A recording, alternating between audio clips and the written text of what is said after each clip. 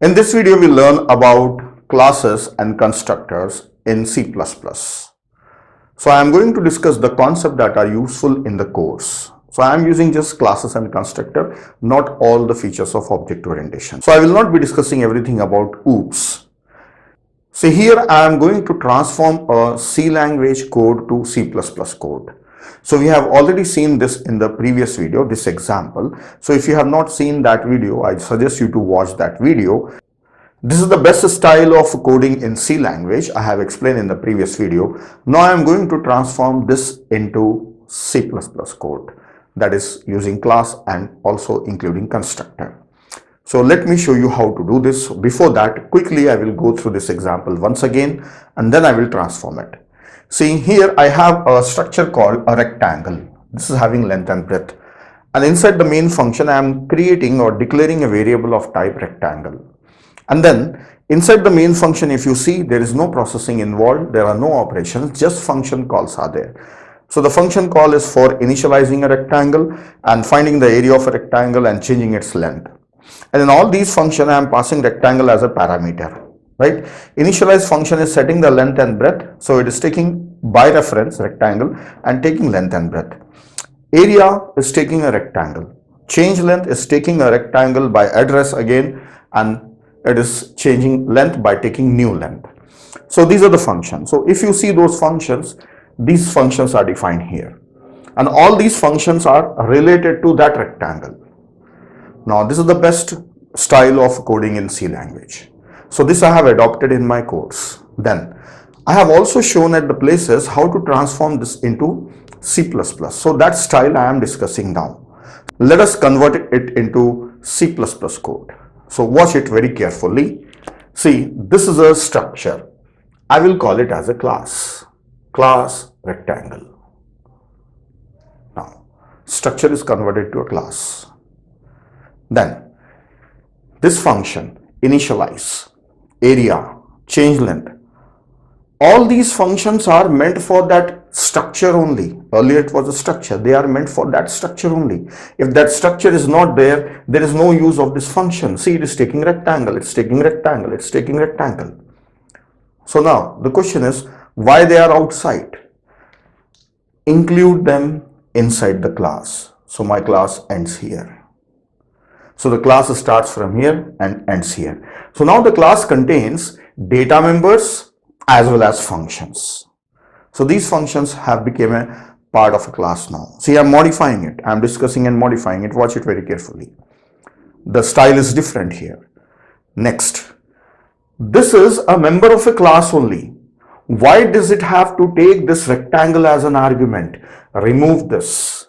Then just take length and breadth, two parameters. Then this also, remove this one. It's a part of rectangle only. Just write nothing because it doesn't have to take anything. Rectangle is directly accessible. Length and breadth are directly accessible. Then change length. This also became a part of it. No need of taking this rectangle as a parameter. Only length is required. So just declare length as an argument. So I have made one change.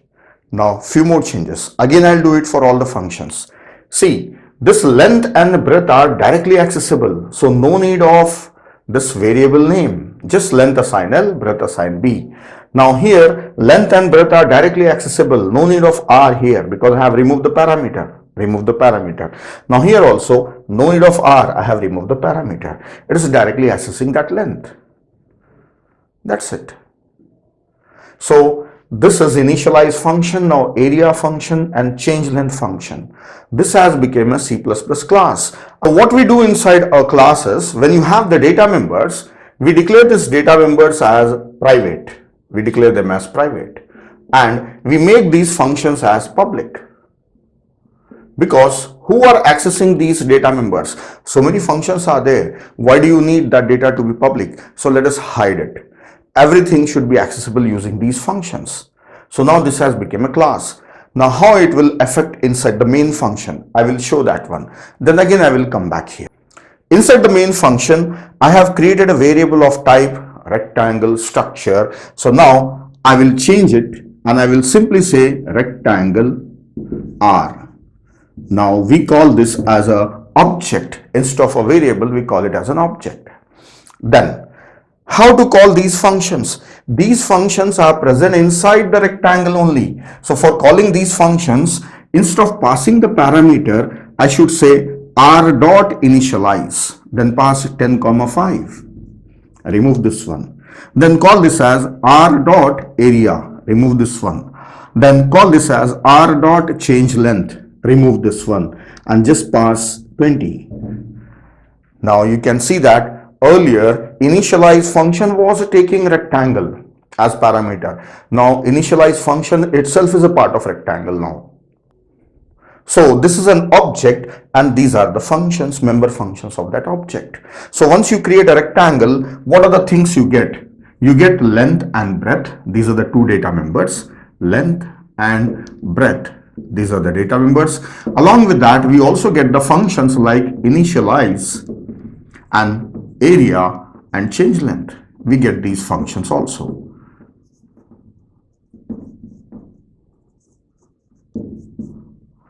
These are the member functions.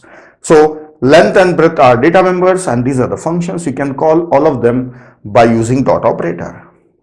So this is the transformation from C language to C++. Now one more thing.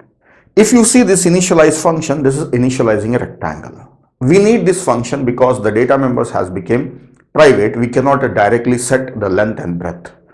Now when do you use initialization mostly? See, usually when we declare or create an object or declare a variable, that time only we prefer initializing. So declaration and initialization. If you remember a normal variable, if you are declaring an integer type variable, then this is declaration as well as initialization. So we prefer the rectangle is also initialized that time only. So instead of passing it 10 comma 5 later on, we want to pass 10 comma 5 here only. We don't want this function. We want direct initialization at the time of declaration only. How it is possible? For that, I should have a function for initialization. But we want it to be called automatically at the time of creation of an object. So yes, same initialize function, I will change the name. I will call it as rectangle. What is this? This is same as class name and no need of void or anything. Just write class name. This is having same name as class name, so this becomes a constructor. Yes, this is a constructor. This will be automatically called whenever we are creating an object. It does the job of initializing an object. Instead of calling that function as initialize, we are calling it as constructor and we are giving the same name as class name. So it's a initializer function. So constructor, we say it's a function which creates the object, and initialize the object we say like this. So that's what it's having a same name as class name. Now let us look at the class once again. Rectangle class is having private members and the public member function. This is a constructor which is initializing the members, and area function which returns length and breadth by calculating it, and change length. Now these functions are being called here. So let us see the working now. Once we create an object of rectangle by passing 10, 5, then object is created like this and automatically this function is called. This will take 10 and this will take 5. So it will assign 10 and 5. So 10 and 5 are assigned. The next I am calling area function. So this area function will be called upon this rectangle by multiplying length and breadth. It will return the result. So I am not using that value. Then change length. So upon this rectangle only, because this is R, this function is called which will modify length and set it as new length. So I am setting 20, so this will become 20.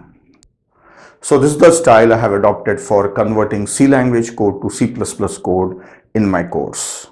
Now in the next video you can see I will write on the same class once again, just like a C++ program, right? Write refresh from the beginning.